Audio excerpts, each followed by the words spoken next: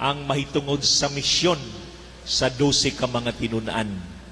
O siguro gana kung ato sab kini i-konektar diha ladna sa pagpangutana, kumusta man ang atong tagsa-tagsa subcommission sa kinabuhi. Mga doon ako'y naisip nga opat nga mahinungdanon natong hisgutan. Una, ang gitawag pagtawag, summoned by God. Nga kitang tanan, puros gitawag. O hinumdumi that following God is a call to all. Nga ang pagsunod sa atong Ginoo, tawag natong tanan.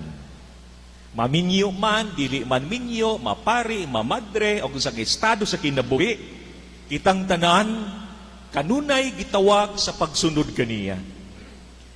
O kanindot, nga bisan unsang estado sa kinabuhi nato nga tawag sa Dios, let us embrace and value this call of God in our life. Di pagkatagaan ba natog bili? Pananglit ka na akong pari. Dili masayon ang kinabuhing pari. Gani may mga panahon, may mga higayon. Bago pa kami nagselebrar sa 29 years sa among pagkapari with Father Cacards, Father Dodoy Duarte, and Father Mario Espanyo. Sa 29 years, dili masayon. Dagay mga panahon, nga usahay, makahuna-huna ka nga di na lang mo padayon sa pagpari. Sunod tungod sa nagkalaing-laing mga hinungdan. Pero sa grasya sa Dios na nakalahutay gihapon hangtod karon. Parehas sa ninyong mga minyo. May mga panahon nga gusto na siguro kamo sa moingon nga magbuyag na kita. Pero salamat sa Dios, nakalahutay gihapon kamo. Pwede palakpakan nato kini nga grasya sa matag usa. Value that call. O ang pinakanindot ni ini, kay ang tawag sa Dios na kay ang pagsaksi sa gugma sa Dios. To bear witness of this power of God's love and mercy in our lives. Uno man gid kini nga tawag, oy lain kundili ang pagsaksi nga ikaw ug ako nakadawat niining gahom sa gugma ug kaluoy sa Dios. Sa dihang gipangutana ko, Padre, nganong nakalahutay manggihapon ka sa imong pagkapari nga gwapo ra ba ka, puriya gaba ra. Ingon ko, way lain rason nganong nakalahutay ko, gumikan sa gugma ug kaluoy sa Dios. Kay kun wa pa maluoy ang Ginoo, hagbay ra ko. Kung wa pa sa maluoy ang Ginoo sa inyong pagkaminyo, hagbay ra mo. So, sige, ingnang imong bana, hagbay rata. Sige na. Dugay ra. Pero gumikan sa kaayo, kaluoy o gugmas Ginoo, nakalahutay ta. Amen. Ug mao niyang nindot, nga ato ning saksihan. Di ta maulaw kanunay pag-ingon, gumikan sa kaluoy sa Dios, ni asinso mi. Gumikan sa kaluoy sa Dios, gigrasyahan mi. Mao nang angay natong saksihan. Pero sahay ang tawag sa Dios, dunay ipahinumdom nga tulo kanindot nga klase nga tubag. Our response must we have to respond God's call immediately. Ikaduha, joyfully. Ikatulo, totally. Kung sa tong tulo, adto, mga amnesyahon gini sila. Kung sa tong tulo, nga kung mutubag ta sa tawag sa Dios, we have to respond immediately. Ikaduha, joyfully. Ikatulo, totally. Nga diha-diha, manubag na ta. Ayaw mo paghulat nga ma-retire na mo, anak pa mo manerbisyo, kay kango-kango na mo. Kanabito ang mga maghangyo ang simbahan o collectors. Lisod man ang idara na nga magkulikta, kay bugat man ang sibot, kay sinsilyo man kasagaran ang isuyod. Di na makadaog. Dapat ligon pagtuhod, ligon pa ta, mga lagad na ta. Amen. Immediately. Ayan pag-ingon na, kung mahuman padri ang akong mga anak, manirbisyo na gyud ko sa Ginoo. Uy, mahuman ang imong mga anak, pero dunay mga apo nagsunod. Dili mahuman ang atong obligasyon. Mao nga manubag dayon ta karon. Amen. Mga kaninyo nga maayo magbasa. Kay kining uban ra ba kusog manaway sa mga magbasahay. Uy, unsa man nga wrong man ang iyang di man correct ang iyang pronunciation, ang iyang diction. Kamu maayo man mo magbasa, nganong wa man mo mang voluntaryo. Di ba? May gani ka na inang voluntaryo bisan nagkalisod-lisod na intanog lingwahe dire. Immediately, joyfully, dapat mong mga lagad ta, malipayon ta. Naiuban mga alagad, bisan ka namo mga pari, o bisan hinungdan ang uban mga tao, di isab ganahan manimba, kaya nga naman, kami siguro mga pari mo hinungdan sab. Kaya nga no, kung ang pari sige rag kasuko, sige rag pangasaba, kinsa may ganahan manimba, tinuod dili.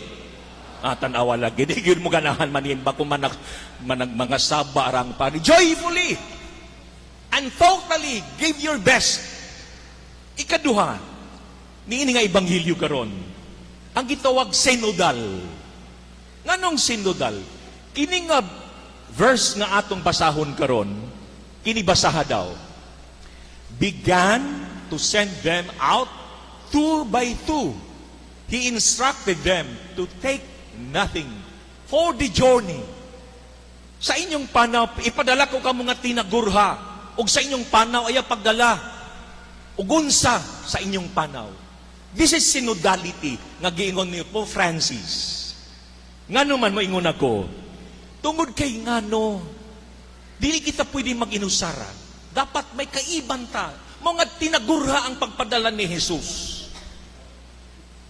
Ang problema karon, nalimot kita that life is a journey, not a competition. Life is a grace, not a race.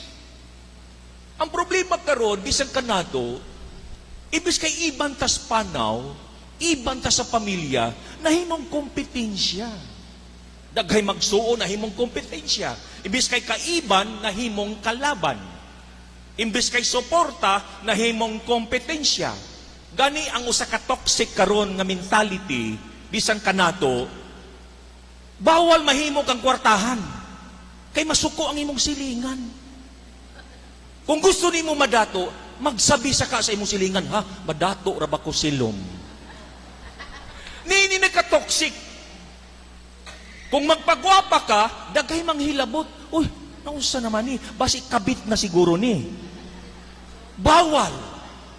Kay nga human, nahimong kompetensyang kinabuhi. Mga daghay naguba nga relasyon tungod kay nahimong kompetensya. Mga anguban mga tao, dili ganahan nga ikaw mo asenso. Kay ano, dunay mga tao nga mga siloso. Tinuod dili. Siloso sila. Di sila malipay sa success o paglambo sa uban. Pero mauni ang gitawag, tinagurha sa imong panaw. Life is a journey, not a competition. Life is a grace, not a race. Kanindot unta na sa tong panaw, ayaw kalimot. We journey together. Walang naiiwan at walang nalilimutan. Kalami lamang kung sa ato pamilya, bisan kanamo sa pamilya sa diocese, kanamong mga pari, there is synodality. Kaya nga naman, walang nalilimutan at walang naiiwan. Kini ang ipasabot ni Jesus nga panaw, nga tinagurha, nga may kaiban ka, nga hindi ka nag-iisa sa hirap at ginhawa. Synodality. Ikatulo, angay natong tanaw sa Ebanghelyo.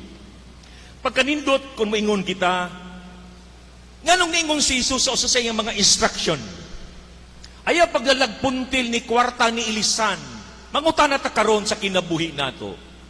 Are you self-sufficient?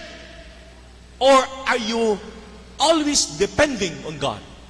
It's self-sufficiency or God-dependency.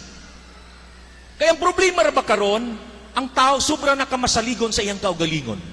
Usay dili na mo tuo sa Dios. Usay wala na magkinahanglan sa Dios. Momingon ang uban, nganong musimba pa man ko nga may kwarta naman ko. Nganong musimba pa man ko, nganong manawag pa man ko Ginoo. That is self-sufficiency. Pero hinumdumi, palihbasaha kini. Self-sufficiency is the enemy of salvation. If you are self-sufficient, you have no need of God. Mo ni pinakadelikado nga klase nga tao nga wala na magkinahanglan og Ginoo. Pero kita karon nasayod ko nganong nangimba kita kay nagkinahanglan kita sa Dios. Amen. Nganong niya ka? Because we need God. Tungod kay kinahanglan nato ang Ginoo. Ug mao ni ang nindot nga siguro kining gitawag nga God dependency. Usa ka pahinumdom kanato. Our complete trust and reliance on God. God's providence, not the provisions of the world, is the hospitality and generosity of people. Mao ni ang gipasabuti, ayaw ka mo pagdalag kwarta, ni ilisan, because I will provide. Salig ka mo sa kamanggihatagon sa mga tao, sa hospitality sa mga tao. Kabalo mo kaming mga pari, nabuhi mi, gumikan sa inyong kaayo. Pwede ba mo palakpak ko para ninyo? Ayaw mo pagpalakpak. Di mo angay mo palakpak. Ako'y dapat mo palakpak ninyo. Kay ngano, nabuhi mi, gumikan sa inyong kaayo. Tana di na mo na malimtan mga pari. Daghay mi mga kaila, pamilya, bisan dili kaila, that they are very generous. Salamat ninyo. Kay kini ang gisaad o gipasalig sa Ginoo. O kanindot unta na, bisan panahon sa kalisod, ayaw kalimot kini mga linya, palihog, pakibasa ni, daghay pamaagi ang Ginoo sa atong mga suliran o mga panginahanglan.